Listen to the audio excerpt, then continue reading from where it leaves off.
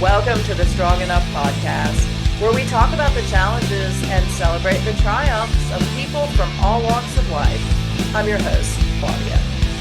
Today's guest is going to talk about what led her to become a clinical psychologist. We're going to discuss narcissists and why it seems that we are seeing so many more of them out there today. We're also going to talk about her work as a crime fiction author and her new book, Murder at the Narcissus Garden Club. Please help me welcome Dr. Kirsten Hunter. Kirsten, I'm so excited to have you here today with me. How are you doing? I'm really well, thank you. I'm delighted to be here. I am also delighted for you to be here, and there's a few different reasons I have to tell you. The first is everything that we're going to talk about, but those who know me know that I love a good accent, and you have a wonderful accent. So I'm just excited that I get to hear you talk for a little while today. That brings me joy. I love that. So I get to enjoy your accent and you get to enjoy mine. But I don't actually have a very Australian accent. I have quite a neutral accent, really. Have you heard really Australian accents or how they sound? I have. So I've kind of heard, I think, the spectrum of really Australian. And then I spoke to an actor once, and I was so excited to go into the conversation. And then we got, on the video, and he sounded as American as I did. And the only word that you could hear his accent was tattoo. He said tattoo instead of tattoo. So that was the only word. So yes, I feel like I am an Australian accent aficionado, if you will. Go with that. I'll go with that. Yeah. You know what? In Australia, I love travel, and I love when we get to go out west. And there's these places where it's just a dust bowl, as far as you can see. There's just little puffets of something, but nothing much. And people live out there, and you go into these little pubs that are hilarious, and these characters are extraordinary. And I truly find it hard to understand what they're saying. They're so Australian. So it gets more Wow. intense as you get more central. Yeah, it's really Okay. we just were out at Ayers Rock in Alice Springs in the middle of Australia, and I felt like such a tourist. It was brilliant. I loved it. Yeah. That is fantastic. So it sounds like you guys have sort of the same kind of range of accents that we in America have. I don't from an Australian ear, it obviously sounds more listening to the American accents, but I think once you reverse it, that's probably true. Yeah, I just Interesting. probably yeah, no, it's great. Well, we could talk about this for an hour, but we won't. Okay. We have more important things to discuss. So I would love it if you would start by telling the audience a little bit about yourself. Sure. I'm a clinical psychologist. I've been a psychologist for 23 years. I've worked in a whole lot of hospitals, but the last 20 years, 20 plus, I've been in my own private practice, which I absolutely love because then I can spend all my time on clinical sessions rather than in meetings. And and I work with children, adults, families across. I get bored very easily, so I need a lot of stimulation a lot. And so I work with all the clinical areas. I really, really, really love my job. Yeah, no, that's why I can do such big hours because I just love it. I really love my job. And I've got 5 boys and they're gorgeous. Everyone thinks our house is going to be crazy, but it's a really chilled space. And I have my beautiful husband, John, who's from Basque in Spain. So we have a very interesting situation because I can't speak to my in-laws. But yeah, no, that's me in a nutshell. Yeah. Maybe it's a positive that you can't speak to your in-laws. I don't know. I don't know, when you start complaining about each other, I'm not part of it, so that's quite nice. Yeah. I love that. And so there's obviously a lot of masculine energy in your home. How does that work out for you? Because aren't even your dogs male? Is that accurate? Yes, that is true, and my cats, and my cats, and we've got a pet bird, it's male too, seriously. Yeah, it's me. It's me. No, but my boys are very balanced with their masculine and their feminine because I have such a huge influence on them. And I actually didn't grow up with gender. So I have a very interesting view on gender. So they are beautiful and they are masculine, but they're not buffheads at all, if that makes sense. It does. So I want to talk a little bit about that. You said you didn't really grow up with gender. I don't know if that's cultural, because here, it is very gender specific, and male, female, and there's cultural roles and things like that. Now it is shifting somewhat, but what was it like for you to grow up kind of without thinking I about male and female and what this person's supposed to do and this person is supposed to do? Well, firstly, one of my strengths is I'm incredibly analytical and I'm incredibly observant and I'm always, pulling situations apart. Ever since I was a kid, I could read the room, and then I've obviously gotten better at that. So I grew up in a home with my mother and my sister, and so I think because we didn't have males in the house, there wasn't male roles, female roles, and it was just a case of here you are and what you can and can't do, your strengths or not. And then I would go from that and I would go to my friends' houses and they would have different gender roles. Or I'd go to school and I'd see male and female teachers or I'd see children. And I would observe what they're doing and the presumption based on their gender. And I would have a bit of a laugh and think it was very strange and peculiar that they were prescribing this. And so I would see it, but I would never actually be shaped by it. And I've never perceived myself with any restrictions or advancements as a female. So that's what I mean by that. Yeah, Australians very very gender stereotypical with previous generations and various family groups. So no, Australia's not immune remotely. But I just grew up in a little bubble, I think. That's interesting because a lot of times I think when you have a single parent household and maybe it's, as in your situation, a mom and two daughters, or a man and a son, a lot of times people talk about, oh, well, there's no female role model, there's no male role model, which is an excuse, to some extent. Whereas it seems like your family, your mom taught you, there's no excuses here. We're just going to figure it out and we're going to do it. Exactly What was right. it like growing up that way versus kind of some of the other things that you saw in school and in different places?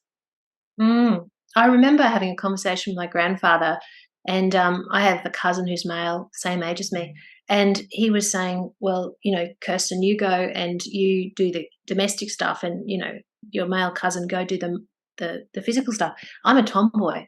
I'm an absolute tomboy, and so my cousin and I got together, and he said, "I'd rather do the dishes," and I said, "Oh, I'd rather do the gardening." Cool, let's swap. And watching my grandfather have a mental conniption and how ridiculous that was. Things like that. I think, I think I enjoy it, to be honest. I enjoy how bizarre people are, Mm. and I always feel quite removed from it. I don't feel shaped by it, and I feel really grateful for that. So I've always had a strength in that way. Yeah. Do you think that you are building better partners in your sons? Whether they choose to marry a woman or a man or nobody at all. Do you think Yeah. that by this way of growing up that you're building better, and more receptive partners in them? I think they definitely have a framework of equality, and they have a framework of everyone just getting in and rowing together. And also valuing our own masculinity and our own femininity within the individual, because I have got a lot of masculinity. I'm an absolute leader, I'm an absolute organizer. I'm not someone who passively will take a role at all, but I'm also incredibly nurturing, incredibly mindful, incredibly considerate. My whole ethos is do no harm. It's, hopefully everyone's. And so I think they see that role modeling of masculine and feminine. And I just, it's really interesting when I see feminism and I see females who take on a male role, if that's who they are and that's how they want to be, hooray, fantastic. But I also wonder, are you actually valuing the male roles more than the female roles? And, I find it a fascinating conversation. Yeah, no, gender's interesting to me. It's very interesting to me. Yeah, I don't relate to my clients based on if they're male and female, and I think they find that quite interesting as well. Yeah. I think so too, because I think, a lot of our listeners and viewers are anti therapy, just from Mm, things that I have, heard from different people. And I try very hard every time I bring a therapist on to have them speak to these people and reach out to them because I believe in it so strongly. So, because of kind of your ability to have it all, as far as the balanced energy and the ability to lead, but also nurture, do you think that it does help you relate better to your clients, whether they're male or female? absolutely, and also I'm very open with my clients about my learning journey. Being a therapist, a psychologist, a clinical psychologist, it's not about having all the answers. It's about being able to have an open mind and actually say, "Hey, this is what I'm seeing. What do you think?" And be a backboard, be a mirror, and not to be prescriptive at all. There's no power in that. I don't. There's no desire for power. So, for example, I was in session yesterday with a client, and the client was talking about how it's really scary for her to be vulnerable. She's a police officer. Really scary for her to be vulnerable, and she's in a pickle, and so she's. Do you have that saying, "In a pickle"? Yeah. Yes. Okay, and she needs to sit in that space and be vulnerable. And I had an absolute brainwave that, man, when I was a kid, I couldn't be vulnerable either. I had to be strong. And because my mother was in a depressive space, so I didn't put my stuff on her. And to be honest, psychologically, I probably ran rings around her quite early. Um, I had a very complicated relationship with another family member who I can't mention. And I had a father who was disengaged, I was literally invisible to. Um, and I had friends who to be honest, I outgrew them because I had life experience more than them. And I had one dear friend who's still my dear friend, and she would be the one person who I could go and be vulnerable with. But I also didn't want to put too much on her because she had a lot going on. So as a kid, I had to be very strong and I had to be very self-reliant. And there's a lot of positives to that. That's I think a lot of my backbone and my core. But so there I am in session, and I had this revelation. Wow, I couldn't actually be vulnerable. And my kids, they absolutely come to myself and their beautiful dad, John, and they can be vulnerable. They can be messy. They can say, "I don't know what I'm doing," and we can be their strength. I never had that. And so what I'm trying to say is in session, it's really a journey. I hate that word, but it's true.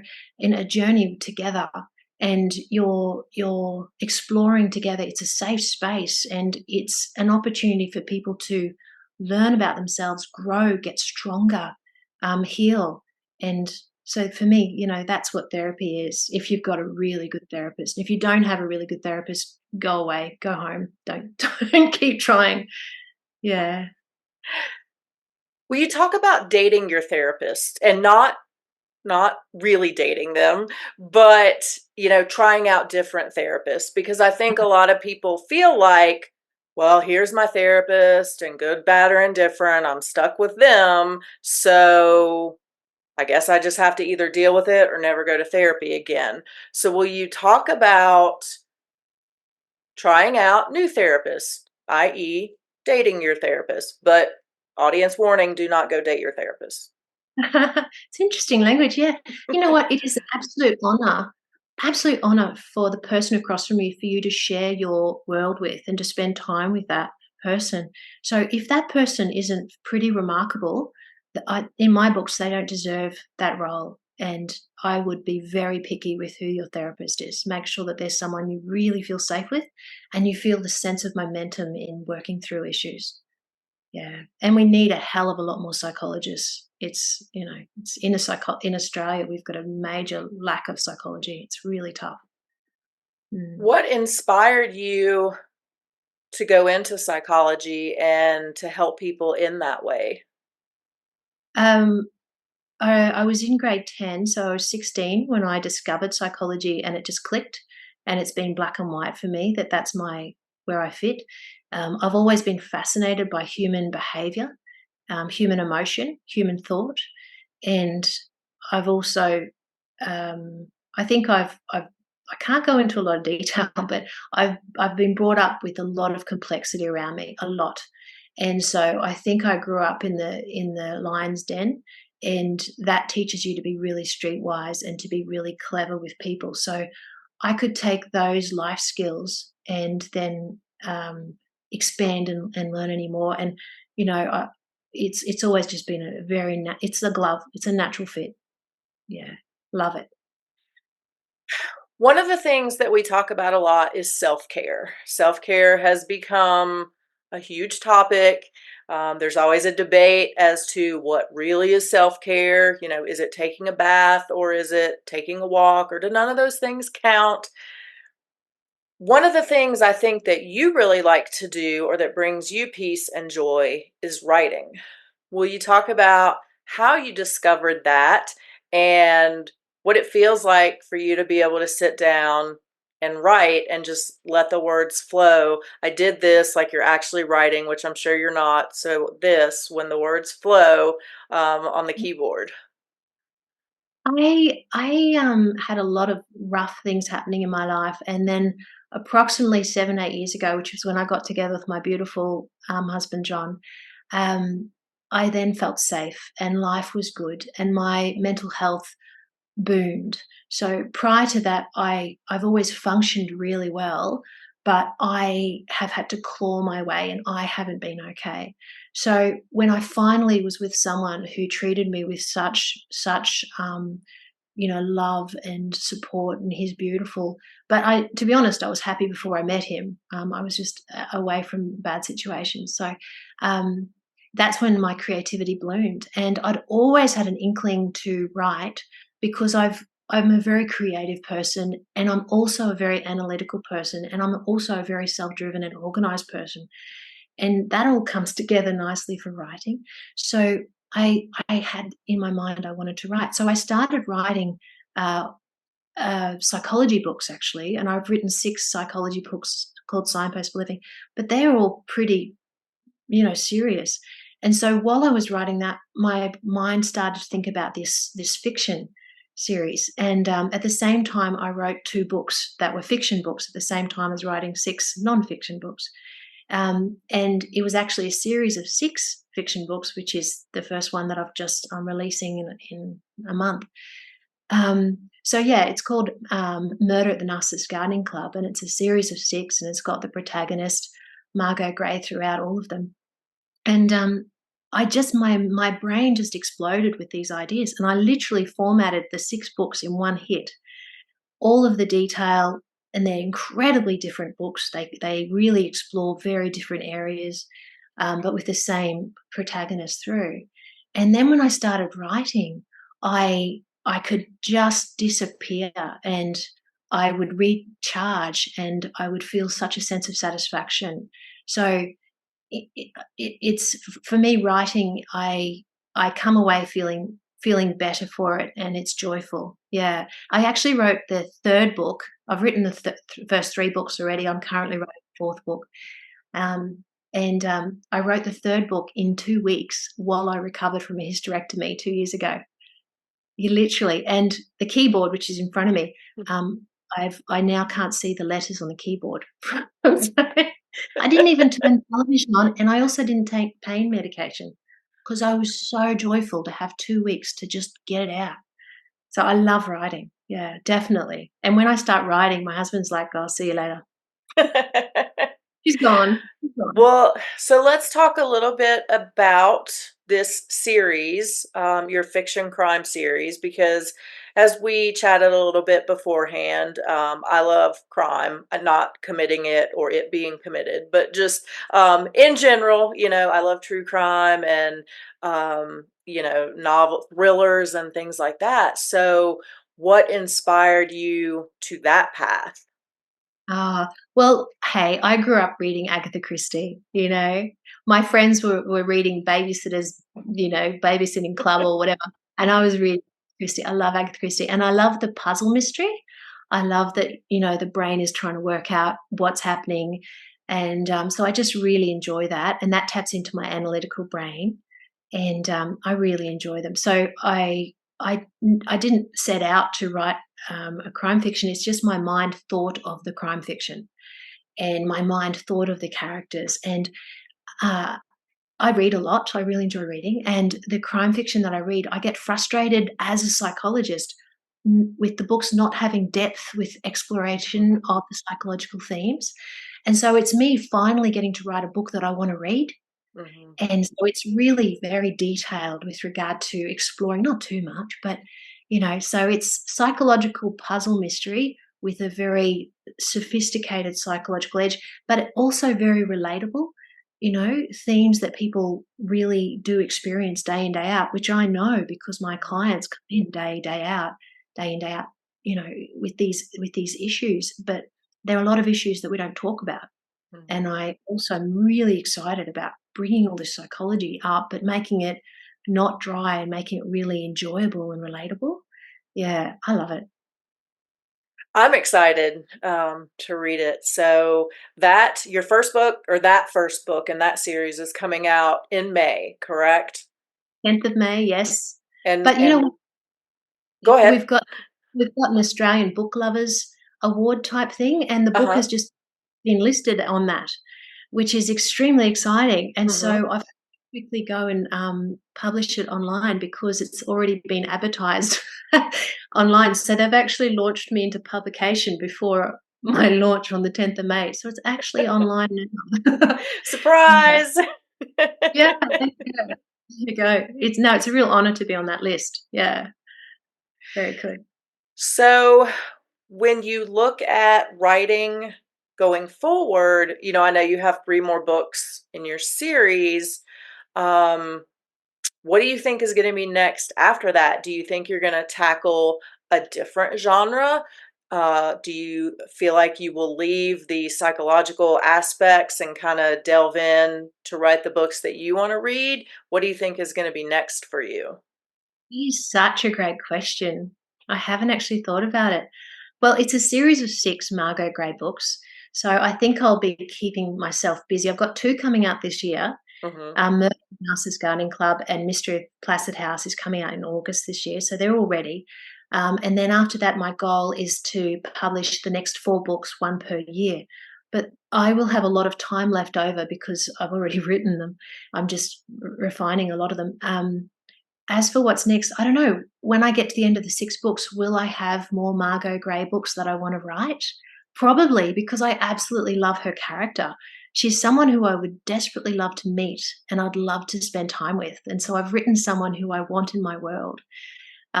She's exquisite, and she's infuriating, and she doesn't give a fuck. It's great. So yeah, I don't know if I wanna keep writing that. I've got 2 other books that are psychology books that I have already kind of written the scaffolding. One's on bridging the orgasm gap, so that's sex, obviously. Another one is about the craft of psychology, so that's the skill of being a therapist. But that's not my focus. They're just 2 books that I feel like I just got to get out of my head. So I don't know. I don't know. I've also written 4 children's psychology books called the Squish Theories series, and I've got the children who love them, and they're asking me to write more Squish books. So I don't know. I don't know, but I don't actually decide anything. My brain just thinks of things, my brain decides, and then I just am the scribe. So I've just accidentally written a musical as well, and it's being performed in a beautiful theatre, and it's touring around Queensland. It's called Love Song, the Cabaret, and so that's happening. And also this first book, Murder at the Narcissus Gardening Club, I've actually written that into a play as well. So it's out at the moment, going for different awards. So I'm a very creative person, and this is my fun. So I've no idea, but I love not knowing. Yeah. It seems that you have comfort in that. Yeah, I love not knowing, and I love when I don't know what I'm doing. because that's an adventure, and I think I have the confidence of knowing I'll work it out, and I'll be very bored. See, I said earlier, I get bored easily, I do. I might be a little bit ADHD. Yeah, I just love new projects. It's great. Yeah.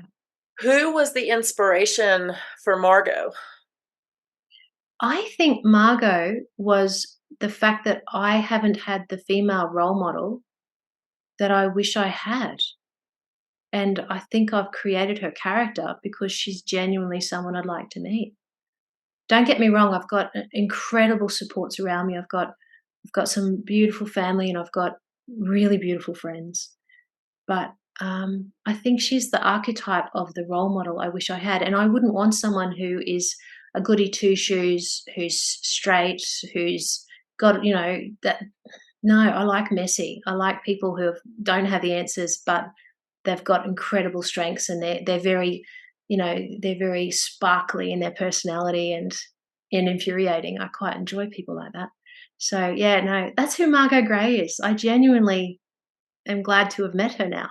I love that. What would be your advice, for people who also don't have those role models in their lives, but maybe don't have the ability or the creative spirit to write this amazing person that they would love to know? What would your advice be on where they can find somebody, that can lift them up and support them and be their cheerleader in Mm. the tough times? I think that's a great question as well.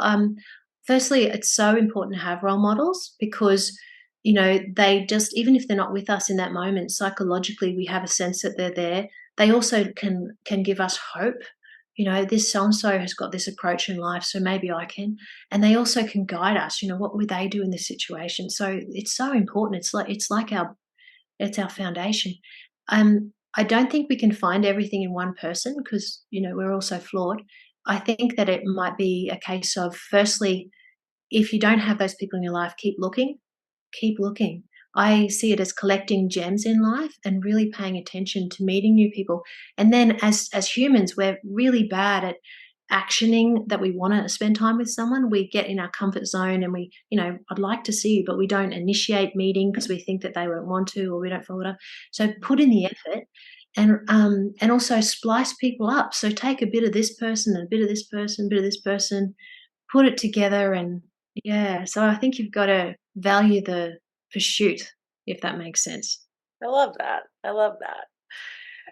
I want to go back and talk a little bit more about psychology. Again, we were chatting a little bit before we jumped on here, and we were talking about narcissism and narcissists. And one of the things that I asked you, but I asked you to hold your thought on so that we could talk about it here, is the fact that it feels like there are just so many narcissists running around society today. And I wanted to know what you thought about that. In that, are we just recognizing these people better because society has a better understanding of what type of person it is and what red flags and what actions to look for? Or are we in a world where we are breeding more narcissists? A great question. Again, you good questions. Thank you. Um, I think my response to that is there's multiple layers. Firstly, there's no question that we're now having more education with regard to learning about ourselves, learning about our standards, and and having language to understand manipulative behavior, such as the word gaslighting is a modern term, and it's profound, isn't it? Saying, no, no, the sky is green, you idiot. Don't you know it's green? What are you doing? It's green. You know, um, so it's definitely modern education. I think that a lot of people they use narcissist. You're a narcissist, and they use it as a throwaway criticism, and they have no idea what they're talking about. So there's a lot of mislabeling, and it's used as a weapon. Um, I We don't genuinely understand where narcissism comes from. It's nature and nurture, but we don't know the ratio. So it's incredibly difficult to explain why there's more. My feel is that we don't have more in the population at all. It's just that we're now identifying them, and we've also gone from a culture where people would keep everything behind closed doors. Whereas now there's an understanding of coercive control, there's domestic violence orders. So I actually feel like we've had this deep festering wound, and now it's opened up and it looks really ugly, but it's just that it's on the outside, not the inside. And yeah, and I'm also fascinated that people, I hope I'm not going on, but people in the population, I divide them into 3 categories. Those people that haven't come across narcissism, and I call them Bambis. They've just got no idea, and good on them, but they're vulnerable. Then the middle group are the ones that are currently in the absolute storm with someone with narcissism, and they don't know what's going on. They don't know which way is up. They've lost their voice. They're manipulated. They're eroded. They're really, really, really having a hard time. And then there's the third group, and they're the ones, which is myself, who have had personal life experience with people with narcissism. And they are very streetwise. They understand the nuance, which you can't understand unless you've lived it. And they can observe it in other people. They have some scars, but they're glad of it. And yeah, so there's those groups. So I'm interested with Murder at the Narcissus Gardening Club because it really explores narcissism in a light way and in a dark way, how those 3 groups respond differently, because they'll be very different. Fascinated by that. Yeah. So all 3 of those groups are in the book. There are people within those 3 groups. Interesting. No, I think the people in the book are in the second and third group. Okay. Oh no, in the first group. There is one in the first. More that the readers are going to be in each of those groups, and from a reader's perspective, how they're going to respond to the book differently. It's going to be very different. Yeah. I love what you said about narcissists kind of being overused or being thrown at someone. I feel like PTSD is the same. And that is very frustrating to me as a person who actually has PTSD and has been diagnosed with it. You know, you hear people say, "Oh, I had to wait in line at the grocery store today. It made me have PTSD." And I just want to say, bitch, no, it did not. It did not give you PTSD. And I hear what you're saying too. It's the same about narcissist, is that's just become a term that if anybody does something selfish or rude, they're suddenly a narcissist, in somebody else's eyes.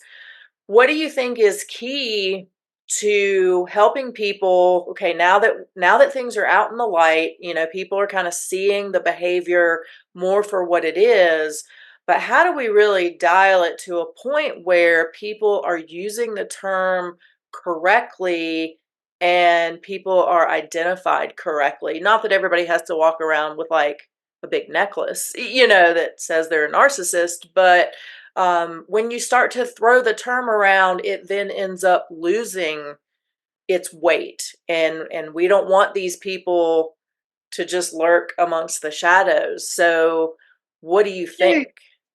Well, firstly, I can really relate to what you're saying with PTSD, and it's deeply insensitive when people make those throwaway ignorant comments. I think with narcissism, the truth is I actually don't think we can educate people very well, because narcissism is an experience. Having that person across from you in a personal relationship or in the workplace actually is something you have to experience to understand. So it's a little bit like if you are on a boat in a storm out at sea, you then know what that's like. Whereas if you are purely describing it, you're not going to know, you're not going to get it. And so I actually know a lot of psychologists that I supervise who have no idea of what they're talking about. They've studied it, they know the criteria, but they don't understand it. They don't get it. And I think that's because the population is divided in two groups. There's those people who don't have a personality disorder and those people that do. And if you don't have a personality disorder, you can be a total asshole. You can be selfish, you can be unpleasant, but you're just behaving like a bit of a, selfish child, really. Whereas someone with narcissism, they are actively trying to erode the person across from them in a very psychological, intentional way. They're trying to take away that person's reality, their voice, their social supports. They're trying to have all the power in the relationship. Their goal is not to be constructive, but to be destructive. And you cannot. I'm a very skilled person psychologically, and my verbal IQ is really high. Sorry to sound like a wanker, but it's true. And I cannot out-debate someone with narcissism. You cannot approach them and communicate. You cannot bring a problem to them and work it through. You cannot win, because their goal is not to actually get an outcome. It is to continue to attack you and to erode you. So it is something you have to live through, and to understand it's honestly a lost cause, and all you can do is have boundaries and don't be there. And if I had a magic wand, I would make all people with narcissistic PD not be able to have a relationship with anyone apart from someone else with narcissistic PD. That Because would be it's so amazing. Yeah, wouldn't it be great? So they're just it is literally a disordered personality. Mm-hmm. And so, no, I don't think people can get it, to be honest. Can they change? Can people with a narcissistic PD change or heal or any of the above? No, it's very depressing to say, but the truth is, even when they come into therapy, the information they get in therapy, they weaponize, and they use that to have the better language to win the debates with more psychological confusion for the person that across from them. It's like being colorblind. You can't go and then not have colorblindness anymore. I mean, not a very neat analogy, but no, no. They might learn. They can improve in their behaviours because there's boundaries around them, and they learn that they're not going to get away with it. Yes, so they can improve in their behaviour.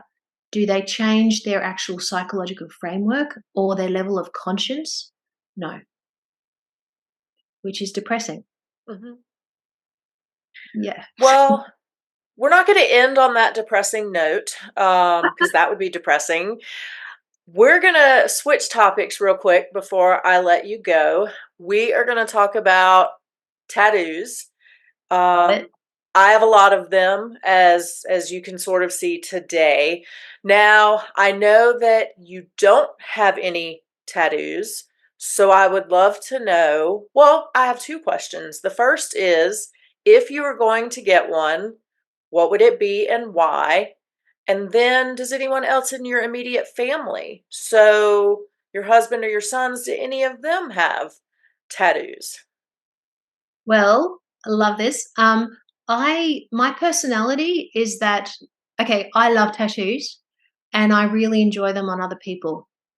Um, my issue with my personality is that I could never commit to one thing, and I know that I wouldn't become bored of it. It's just my personality.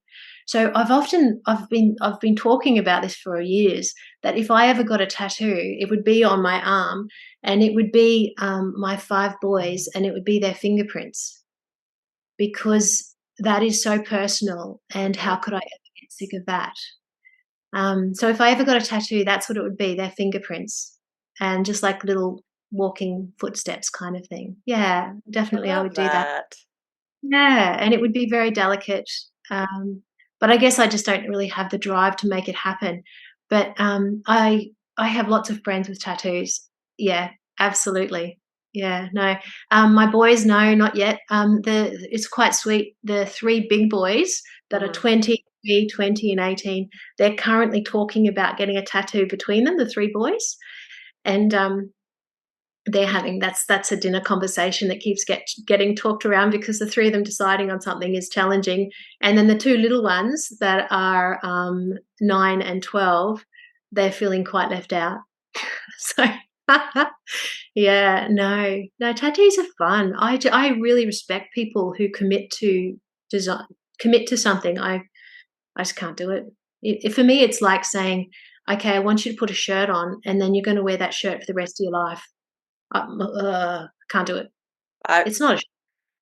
I can understand that. And so I don't know if this is accurate, but I watched this show called Botched. And I don't know if you guys have that show there, but it is these two plastic surgeons in LA, and they help people who have been through bad plastic surgery and whatnot. So I can make this a really long story, and I'll try not to. One of them, they had a bet, and whoever lost the bet, the other one got to pick a tattoo for them. And so he picked it, and he had it put on. So the artist said that it was an ink that dissolves, and in somewhere between like 9 and 15 months, it went away. Now, I don't know if this was a complete lie, or I have not had the chance to research this yet. But theoretically, there may be technology out there for temporary but longer term tattoos. So I'll have to study up on that. I'll get back to you. But I love your idea. I love it. And I think that's something that you would never get tired of. Well, Kirsten, where can people find you? So if they want to grab one of your books, and whether that is one of the children's books, Squish series, is that what it was? That's adorable. Your new nonfiction that's coming out, one of your psychology books, if they want to track you down when they come to visit Australia and have Vegemite along with you, where can they find you? Oh, okay. I love it all. I have a website called KirstenHunterAuthor.com, and that has everything on it, with everything that's available. All of the books are available on all online platforms. So, Amazon, Booktopia, I don't know what you've got over there, but they're on everything. So that's the Signposts for Living books, which is the psychology books. There's 6 of them. I could go into that, but I won't. And then there's the Squish books, which is the children's books. And now we've got Murder at the Narcissus Gardening Club. And in August, we're going to have Mystery of Placid House, which is different again. So yeah, they're all available online. And my Facebook and Instagram, Kirsten Hunter Author, is where you can find me. Excellent. Kirsten, you have been absolutely amazing today. I so appreciate your spending a little time with me to talk about books and narcissists and a little bit about tattoos. So thank you so much. Nice. Lovely to meet you, and lovely to enjoy your accent. Thank you, and you as well. I appreciate you. If you enjoyed today's episode, don't forget to subscribe and follow us on social media so you'll never miss what's going on. Remember, until next week, you are strong enough and you are worth it. Thank you for listening to the Strong Enough podcast. You can find us on your favorite podcast platform by searching Strong Enough. And on YouTube, we're on the Spear Talk channel. Don't forget to follow us on Instagram and Facebook at Strong Enough Pod. If you have suggestions for an upcoming episode or a future guest, please reach out at strongenoughpod@gmail.com. Remember, you are worth it.